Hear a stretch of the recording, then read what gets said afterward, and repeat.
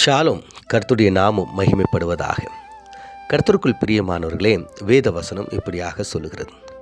உங்கள் முன்னோர்களால் பாரம்பரியமாய் நீங்கள் அனுசரித்து வந்த வீணான நடத்தை நின்று.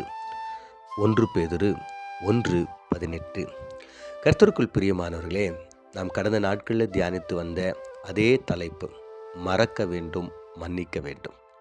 ஒரு சில பழக்க வழக்கங்களை நாம் மறக்க வேண்டும் என்று நாம் தியானித்தோம். ஒரு சில காரியங்களை நாம் மன்னிக்க வேண்டும் என்றும் தியானித்தோம். நம்ம யோசேப்பு தன்னுடைய வாழ்க்கையில் ஏற்பட்ட அநேக துரோகங்கள் செய்தவர்களை அவர் மன்னித்தார். பவுல், பேதுரு, தீமோத்தேயுனுடைய அம்மா, இவங்க எல்லாமே அவருடைய வாழ்க்கையில் அவருடைய தோல்விகளை அவர்கள் மறந்தார்கள் என்று பார்த்தோம். அதைத் தொடர்ந்து தகப்பன் வீட்டை நாம் மறக்க வேண்டும். அதே போல் நாய் கக்கினது திரும்பவும் தின்னுவது போல நாம் பழைய வாழ்க்கையை நாம் தொடரக்கூடாது என்று நாம் தியானித்தோம். இன்றும் நாம் தியானிக்கின்ற ஒரு காரியம் என்னவென்றால், பாரம்பரியம், நம்முடைய முன்னோர்கள் செய்து வந்த பாரம்பரியங்களை நாம் என்ன பண்ணுமா, மறக்க வேண்டும், அவைகளை விட்டு நாம் வர வேண்டும் என்று தேவன் விரும்புகிறார். அநேக நேரங்களில் நம்ம தேவனுடைய பிள்ளைகளாய் நாம் மாறி இருக்கிறோம், கிறிஸ்தவர்களாய் நாம் இருக்கிறோம், கிறிஸ்துவை நாம் பின்தொடர்கிறவர்களாய், கிறிஸ்துவை நாம் பிரதிபலிக்கிறவர்களாய் இருக்கிறோம். அநேக நேரங்களில் நாம் நம்முடைய முன்னோர்களுடைய பாரம்பரியமான காரியங்களை செய்கிறோம்.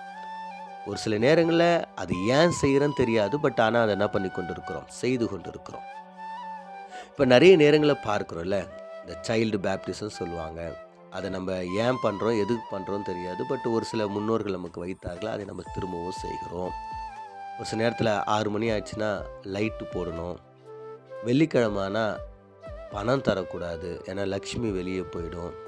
இன்னமும் வீட்டில் ஒரு எலுமிச்சைக்காய் கட்டுறது, இன்னமும் வீட்டில் ஒரு சில காரியங்களை, சென்டிமெண்ட்டான காரியங்களை நம்ம வீட்டில் வைக்கிறது, கார்லையாக இருக்கட்டும், வேலையிலையாக இருக்கட்டும், எல்லா இடங்களிலும் இது போல் காரியங்கள், இந்த பாரம்பரியம் முன்னோர்கள் கடைபிடித்து வந்த காரியங்கள்.